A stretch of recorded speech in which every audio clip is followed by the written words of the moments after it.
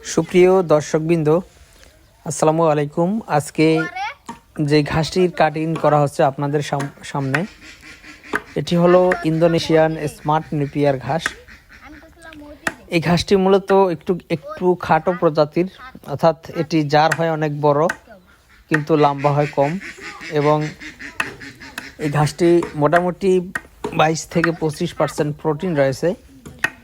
যে ঘাসটি ছাগল কিংবা গারলের জন্য বেস্ট হয়ে থাকে। যাদের ছাগলের খামার রয়েছে বা গারলের খামার রয়েছে তাদের জন্য এই Indonesian smart Napier ঘাসটি best.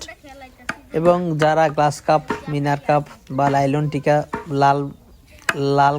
Nylon টিকা আমরা বলি, অনেক জায়গায় অনেক নাম থাকে, এসব মাছের খামার যাদের রয়েছে এইসব মাছেও কিন্তু এই স্মার্ট নেপিয়ার ইন্দোনেশিয়ান ঘাসটি খেয়ে থাকে। তো দর্শকবৃন্দ, আপনারা যদি চান আপনার খামারের গরু, বিশেষ করে গাভী গরুর জন্য এই স্মার্ট নেপিয়ার ঘাসটি চাষ করতে পারেন। এটা যেহেতু হাই প্রোটিন সমৃদ্ধ ঘাস, এটা খাওয়ালে গাভীর দুধ বৃদ্ধি পায়। পাশাপাশি এই ঘাসটি আপনার অনেক বেশি নরম, মিষ্টি, রসালো।